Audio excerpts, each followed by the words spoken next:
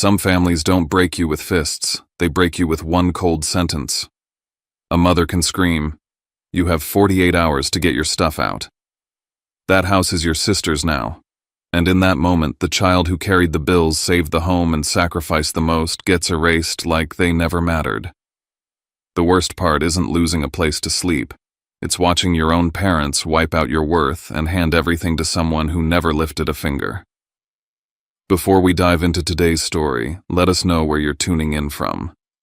It's always amazing to see where our stories travel. Don't forget to subscribe, so you won't miss the next twist in this journey. Now, I'd like you to hear what he's been carrying in his heart. My name is Caius Mercer. I'm 30, work in software, and for the last 5 years I've been living with my parents in Savannah, Georgia. It's the kind of town where everyone waves from their porch, where the Spanish moss sways over cracked sidewalks, and where the houses, especially ours, seem to breathe with memory. Ours is a pale yellow 2-story with chipped shutters and a wide front porch shaded by a gnarled old oak. I thought it'd always be mine, not because anyone ever promised it would be, but because I saved it. I repaired it. I kept it from falling apart when nobody else could or would. And I believed stupidly that counted for something. This house was never just 4 walls to me. I patched the roof during a storm season when the contractor bailed. I repainted the living room myself, even learned to rewire the kitchen outlets. Every paycheck, every overtime shift went into keeping it alive and to making it better. It was my proof, my grounding, my quiet way of saying I'm not worthless. But that night at dinner, something in that house shifted. My mother, Patricia, placed her fork down with just enough force that it clanged against the plate. She looked up, cold and final. "You have 48 hours to get your stuff out," she said loud and sharp. "The house is Vespers now." I stared at her. Not because I didn't understand the words, I did. I just didn't think she'd say them to me like that. So blunt, so transactional. Across from her, my father Dean didn't even look up. He just kept chewing. I don't know if that was easier for him, or if his silence was how he agreed. Either way, it felt like betrayal with a napkin folded neatly on his lap. And Vesper. Her seat at the table was empty. She wasn't even in the state. She hadn't lived here in years. But they'd already decided. Her absence didn't matter. My presence didn't either. I didn't ask questions. I didn't plead. I didn't remind them of what I'd done. That would have been me feeding them more power, begging for what I'd already earned. I pushed back my chair, cleared my plate, and walked to my room like a guest who knew he'd overstayed. Not slamming doors, not throwing words, just walking away with everything boiling inside and nothing on the surface. I opened my laptop before I even changed clothes. Created a folder, mortgage/repairs/receipts. Subfolders for everything. Mortgage payments, home repairs, emails with the bank. Then I walked through the house room by room, mentally separating what belonged to the family and what belonged to me. The flat-screen TV, mine. The washer I bought last year, mine. The couch I saved 3 months for, mine. I jotted down the date and time of my mother's ultimatum. Her exact words, her tone. I even noted my father's lack of response. But the part that cut deepest came later, around midnight. I walked out for water and caught my mother on the phone in the living room. Her voice had softened. It was a voice she never used with me. I only caught fragments. "Don't worry about anything," she said. "Just fly in. Everything's handled. You don't have to tell him anything." She wasn't planning a conversation. She was orchestrating a transition, one I was never meant to be part of. I went back to my room and sat in the dark. I didn't leave that night in panic. I didn't cry. I didn't pack in chaos. I stayed. I planned. I moved in silence. Because when someone gives you 48 hours to disappear, you don't waste a second arguing. You prepare to make them wish they'd never tried to erase you. 5 years ago, this house was days from being taken. The kitchen table had become a war zone of unopened bills and threatening letters. My father had just been laid off. My mother kept pacing between the stove and the window like moving would somehow keep the walls from caving in. I still remember the look on my dad's face, tired, sunken, like he was halfway out the door already. The mortgage had defaulted. We were behind by months. Foreclosure letters came twice a week. And there I was, newly promoted, a few thousand in savings, still figuring out how taxes worked, stepping up not because anyone asked, but because I couldn't stomach the thought of losing everything. So I paid. First 1 month, then another, then all of it. 80 grand, give or take, over 3 years. Out of pocket, while still covering my own student loans and building a resume. I didn't tell anyone at work. I just picked up extra projects, ate instant noodles for lunch, and watched as my bank account drained in exchange for a roof that wasn't even legally mine. But it wasn't about the paperwork. Not back then.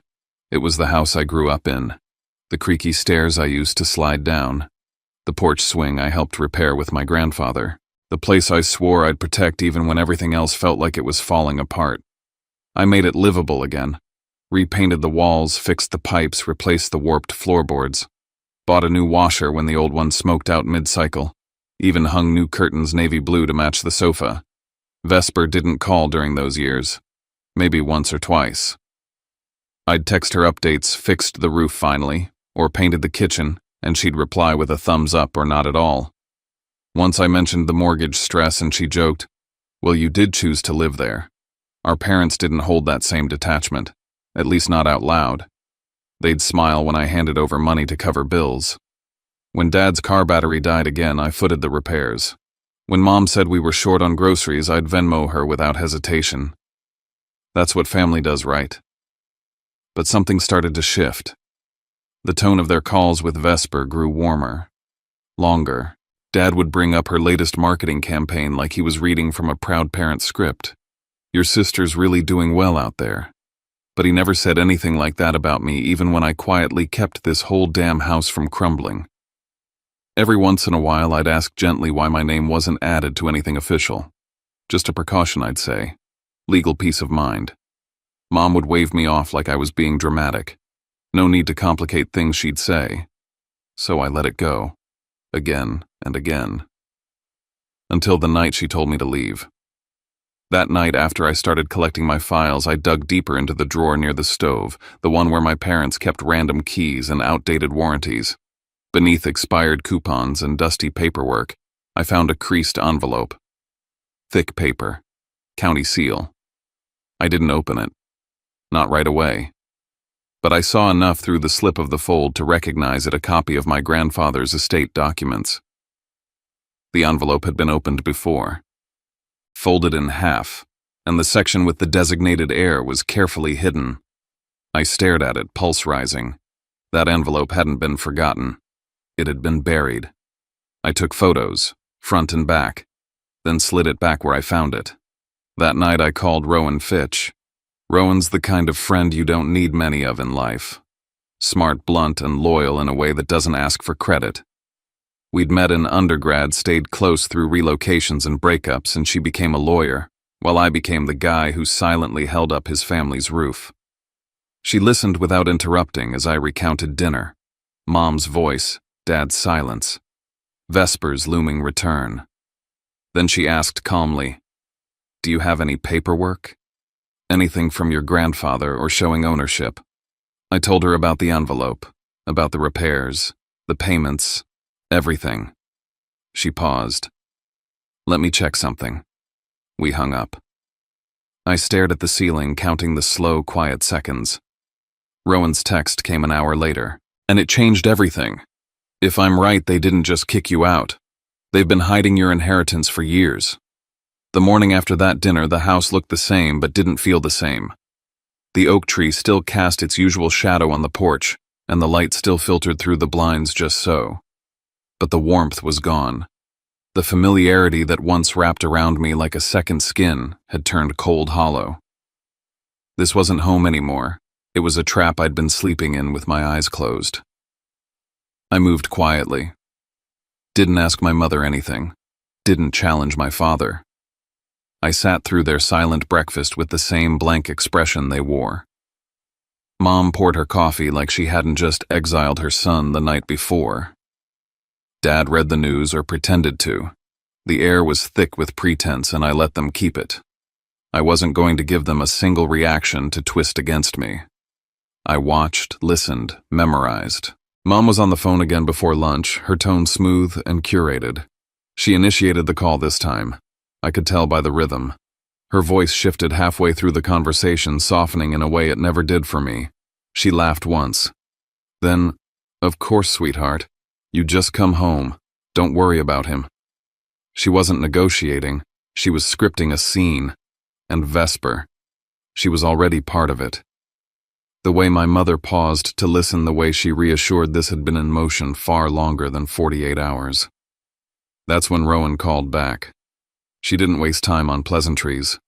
Her voice was tight with purpose. "There is a will," she said. "It's legitimate. Signed, notarized, filed with the county clerk. Your grandfather left the house to you. Sole beneficiary. Dated 2 months before he passed." I sat down hard, not because I lost my balance, but because the weight of it knocked the wind out of me. My ears rang. My heart beat in slow, angry thuds. I couldn't speak, couldn't think. Just stared straight ahead at the wall I had repainted with my own hands. So that's why she always brushed off paperwork talk. Why my father ducked his eyes when I mentioned legal protections. They knew. They had known. And they let me pour thousands of dollars, years of my life, into saving a house they were quietly planning to hand over to someone else. It wasn't just betrayal. It was strategy. They had watched me work late hours, watched me fix water damage and crawl under the porch in storm season. And they said nothing. Because as long as I kept believing this house was still ours, I'd keep footing the bill. Keep bailing the water out of a boat they planned to push me off the moment it was dry. This wasn't emotional. This was calculated. I felt sick. Rowan walked me through the next steps, her tone steady like an anchor. She'd begin drafting a legal claim to enforce the will. I needed to gather everything: payment records, receipts, evidence of repair. She'd help file for injunctive relief if they tried to sell, transfer, or occupy the house under false ownership. I opened a new spreadsheet and got to work. Itemized every dollar I had put into the house, $79,462 across mortgage payments, $3,200 in repairs, $1,050 in furniture, and another $600 in appliances. I marked each with dates, amounts, payment methods. I found photos of the living room before and after I painted it. Emails to contractors. Order confirmations. Then came the physical prep. I walked through the house with a clipboard labeling what was mine: the navy sofa, the Samsung washer, the curtains in the guest room, the microwave I bought last Christmas when the old one sparked out. I snapped photos of everything in place, documented condition, location, origin. Then, I booked a moving company, Low Country Rapid Movers. Rush order, same-day dispatch. I explained the situation plainly. I needed a legal receipt, clear labeling, no drama. They agreed. I paid in advance and requested the invoice specify customer-owned personal property relocation. I wasn't leaving a mess behind. I was leaving proof. By nightfall, I'd packed half the living room and marked every box. I didn't sleep. I lay on the floor of my near-empty bedroom, the ceiling fan spinning in slow circles above me. And just before I drifted off, I heard it. Mom again on the phone. "Just walk in like it's your house," she said. "He'll be gone by then." But something shifted in her voice after that. Not panic, just urgency. Vesper had changed her flight. She was coming earlier. Not 2 days from now. Tomorrow. I sat up. They thought they were speeding up the handoff. They didn't realize I was already building the counterstrike. The next morning, the house felt even more surreal. Savannah was wrapped in a slow, misty dampness that made everything seem quieter than usual. But inside, it was colder than the weather. Not physically, but emotionally. Still, everyone acted like we were the same old family. Mom brewed her coffee like it was any other Thursday. Dad scrolled the news on his tablet. I poured myself a glass of water, nodded once, and sat in silence. They didn't mention last night, and I didn't give them the satisfaction of bringing it up. Rowan had been clear: stay strategic. We agreed on core rules: no confrontation until filings were in. No outbursts they could weaponize. Every key message now would be written, time-stamped, and devoid of emotion. I switched all essential conversations to text or email and let the paper trail protect me. I spent the rest of the morning building my arsenal data. 5 years of sacrifice plotted out month by month. Mortgage payments, amounts, dates, bank statements attached. Repair projects, receipts, before and after photos, tracking numbers. I created folders labeled Home Investment, Financial Personal Property Proof, and Grandfather's Will Evidence. As I exported invoices from my inbox, I stumbled on one email I hadn't seen in years, sent from a real estate insurance company. Subject line: policy update / ownership interest. Addressed to my mother. The message wasn't long, but one phrase jumped out and slapped me awake. Beneficiary transition documents. I stared at the screen. It was dated just weeks after my grandfather passed. So they did receive notice. She knew. Not just through assumption or gossip, but officially. She had read the same truth Rowan just confirmed: the house was mine. And instead of acknowledging it, she buried it under polite lies and cherry pie. I forwarded it to Rowan with the subject: proof of knowledge. Then I got back to work. I made a detailed inventory of everything I had bought: model numbers, store receipts, delivery confirmations. I attached photos of the items still in place: sofa, TV, washing machine, all tagged discreetly personal property. I made it clear I wasn't stripping the house. I left behind the antique sideboard my grandfather built, the family table with initials carved beneath. I wasn't here to erase legacy. I was here to preserve truth. By 11 a.m., Low Country Rapid Movers arrived. 2 guys in navy polos, polite but efficient. I met them on the porch and walked them through the plan. I need a clean record of what's moved, clear language, customer-owned, nothing communal. They nodded. They wrapped the furniture, loaded the boxes, and documented every piece. I paid by card and requested a second receipt emailed directly to me. At one point, while I was hauling a box of tools, I heard a soft knock on the screen door. Mrs. Jean Holloway, our next-door neighbor for 20 years, stood there with a gentle frown. "Morning, Caius," she said, eyeing the cardboard fortress behind me. "You okay, honey?" I paused, unsure how to answer. "Just some last-minute packing," I said. She looked past me into the house, her eyes scanning the hollowed-out living room. "Looks like more than that. I saw you patch that porch 3 summers ago. Knew it was you who fixed the siding. And I always noticed how clean your trash bins were thought. That boy still takes pride in things." My throat tightened. She patted my arm. "I don't know what's going on, but I know who's been keeping that house upright. That matters. Don't let anyone tell you different." And just like that, I had a witness. Unprompted. Honest. Tangible. Later that evening, Rowan messaged again. "Update: Vesper lands around noon tomorrow. Tomorrow, not the weekend. Not in 48 hours. She'd be walking in while my boxes were still warm, while the floor still remembered my footsteps. I didn't flinch. I didn't panic. I just moved faster. By midnight, everything that was mine would be gone, but the paper trail that was staying, and no one, not my mother, not my father, not Vesper, would be able to pretend I had never been there. By midday, the sun over Savannah was cutting sharp through the windows, casting everything in this house into bold relief. The place felt like it was holding its breath. I didn't waste time reminiscing. I moved like a man on assignment, methodical, silent, precise. No second thoughts, no emotion, only execution. The moving truck arrived right on time. 3 guys, all in navy work shirts, stepped out and waited on my instructions.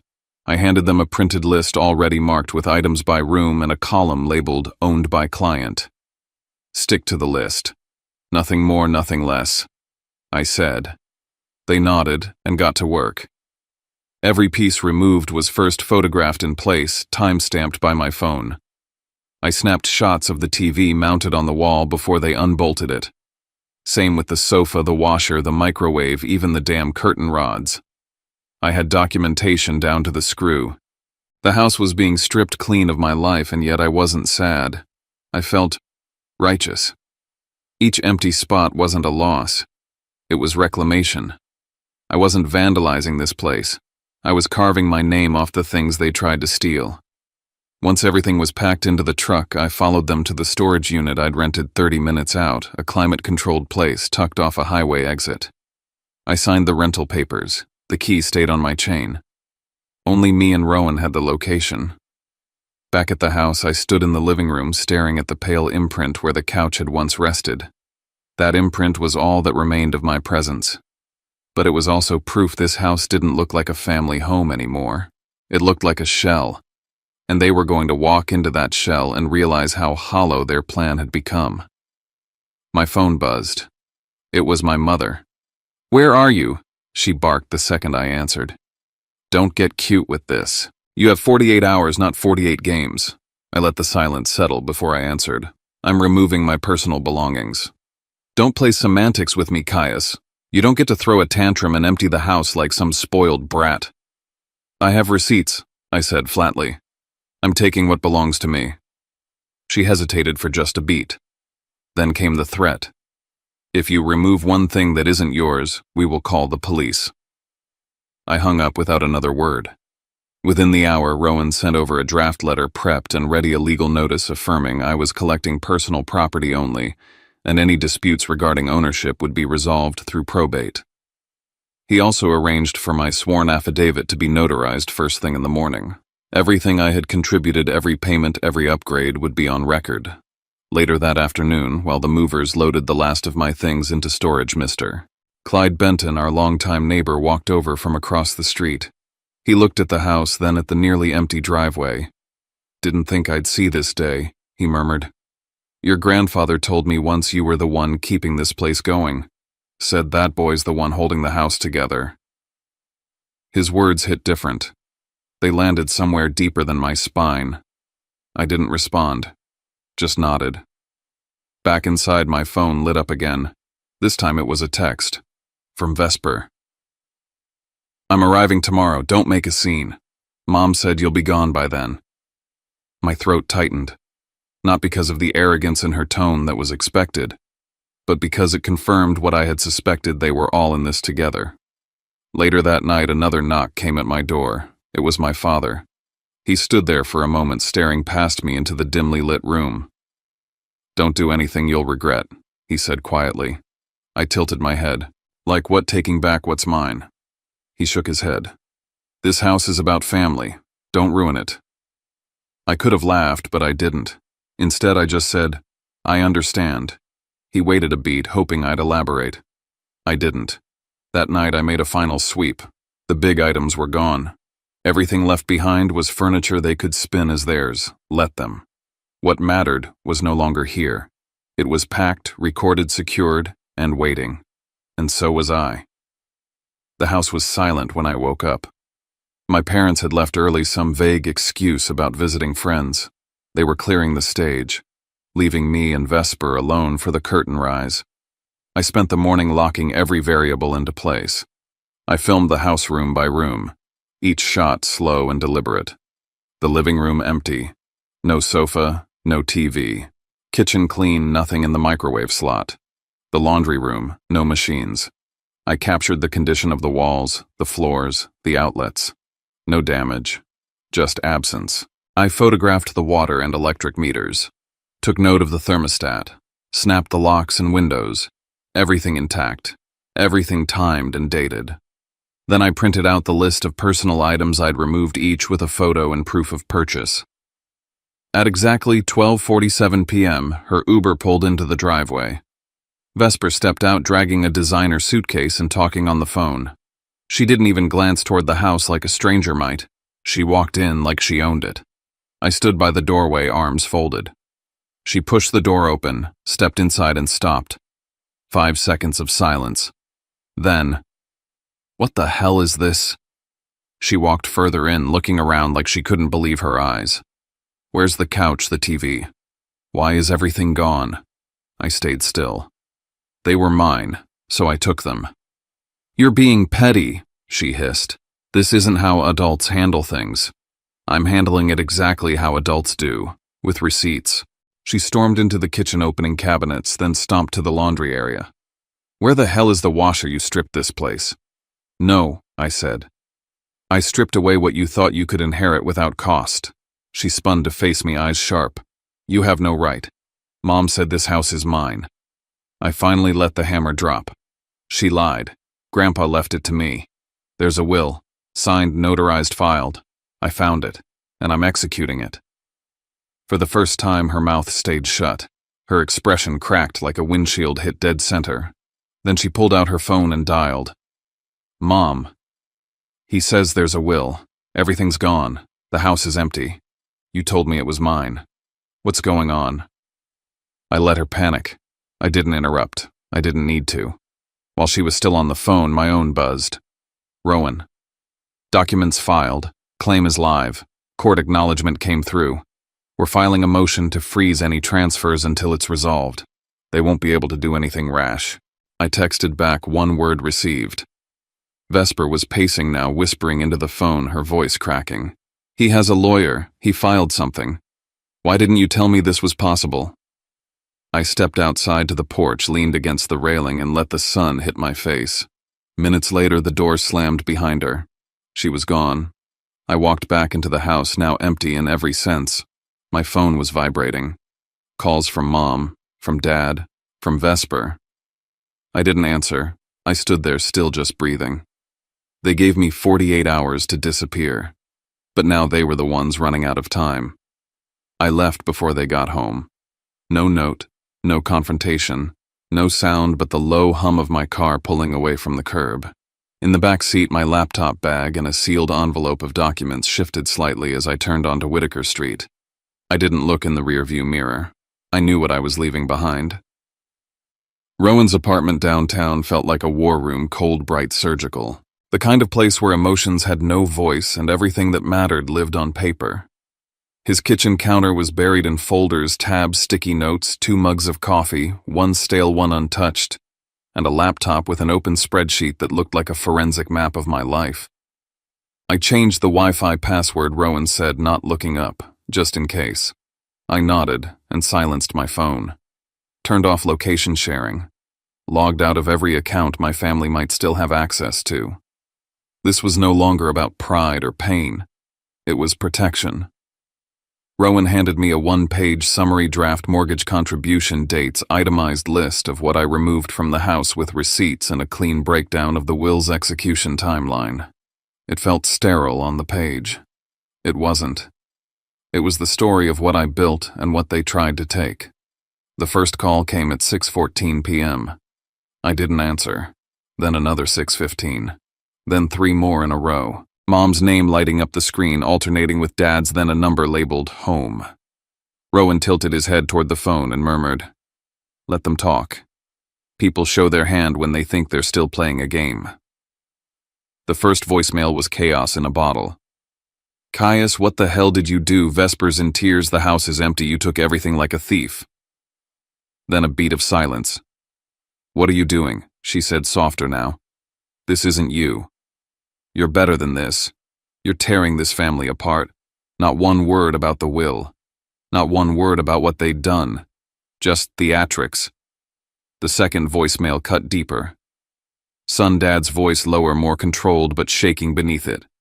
"There's some guy outside. Says he owns the house. What is this? What's going on? You sold the damn place. I didn't move."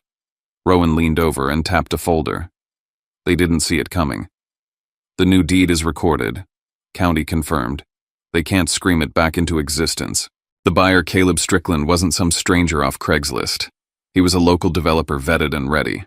Rowan had him on standby the moment the will was filed. It wasn't revenge. It was strategy. It was leverage. It was me taking back control. I finally picked up the phone when Mom called again at 7:03. I didn't let her speak first. "I'm not coming back," I said. "Not to clean up, not to explain. It's done." Silence. Then her voice brittle. "You're out of your mind. We did everything for this family and you. You hid the will," I said quietly. "You gave Vesper the house. You shouted a deadline, 48 hours. Remember, you're twisting. No." I cut in flat. "You made sure this family didn't include me. So don't expect me to keep acting like it does." I hung up before she could reply. Dad tried next. "We need to talk," he said. "You've put us in a terrible position." "You put yourself there," I said. "Talk to Rowan if you have questions." "I'm done playing interpreter." Then came the flood of guilt, the desperation stage. "You've humiliated us," Mom cried in the final voicemail. "You're making a scene in front of the whole neighborhood. Everyone's talking. I didn't yell. I didn't gloat. I said one thing and only once. I'm not here to fix what you broke anymore." Then I turned the phone face down and let it ring. Rowan stayed silent for a while, watching me from across the kitchen. When he finally spoke, it was with the same calm precision he'd used from day one. "They'll try one last time. Sooner or later, they'll either show their real face or try to rewrite the story with you as the villain. We lock this down before they get the chance." And that was it. The storm wasn't coming anymore. It was here. And I wasn't afraid. Months passed. Savannah moved on, and so did I. The air still carried that briny weight from the river, the sidewalks still sweated under the southern sun, but everything else in my life had shifted. I rented a one-bedroom just a few blocks from the square, a small place with creaky floors and a balcony that caught the morning light just right. No one else paid the bills here. No one else held the key. In the mornings, I brewed coffee and opened the window above the sink, letting the breeze carry in a piece of the world that wasn't soaked in guilt or obligation. I passed the same shops, nodded to the same street musicians, but I walked lighter now, freed from the leash of being the family's fixer.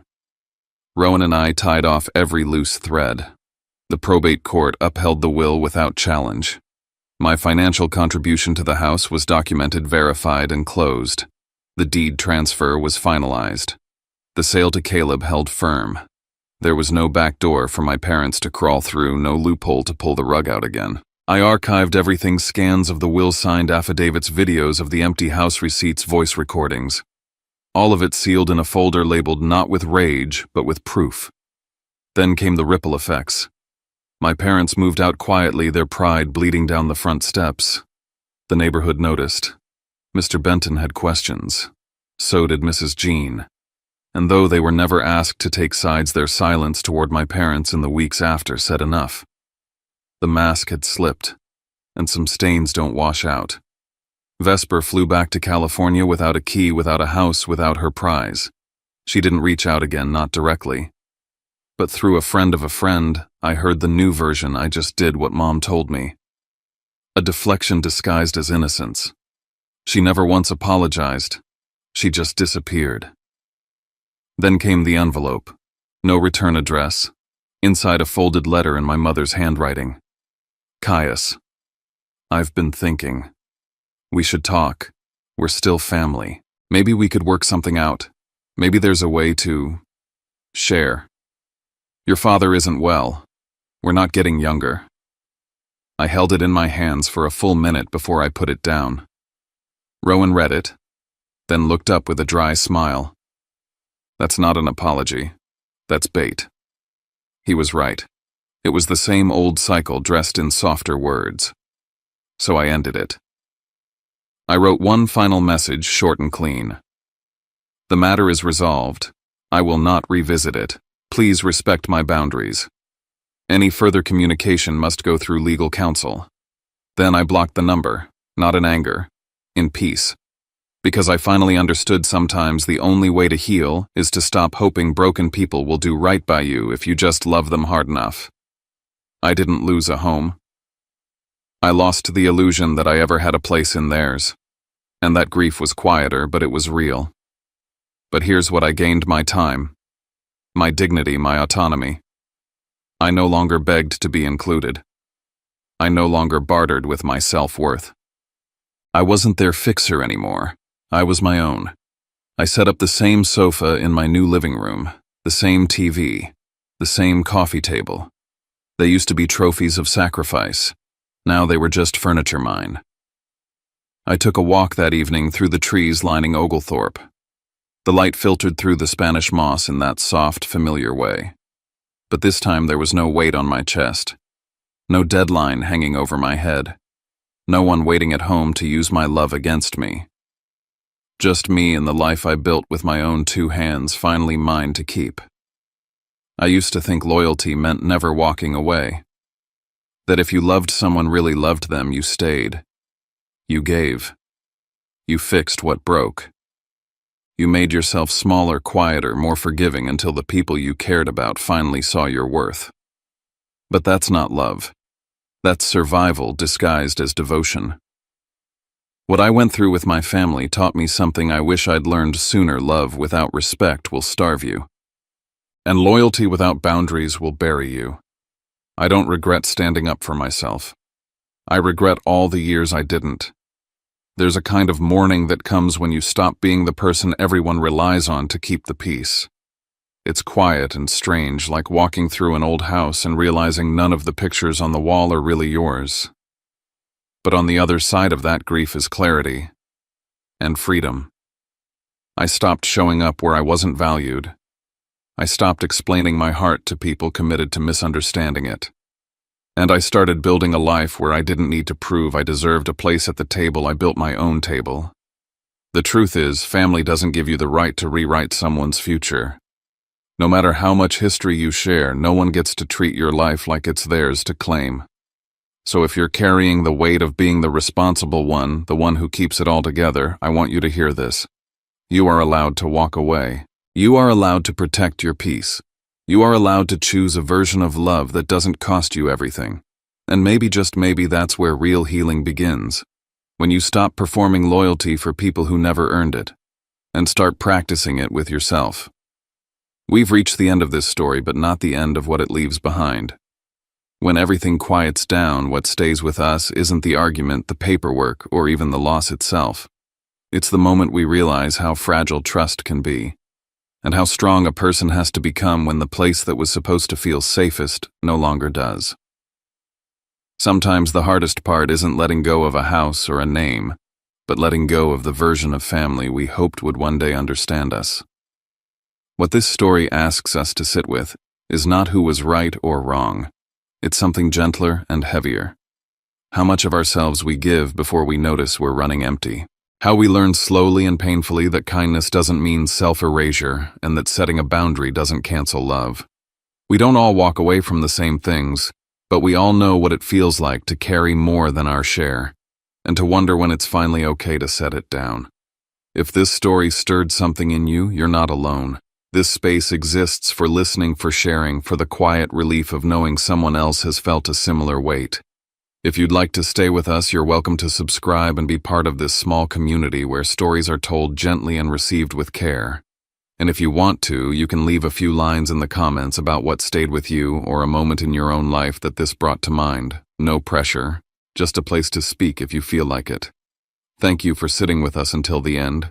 Take care of yourself wherever you are, and I hope we meet again right here in the next story.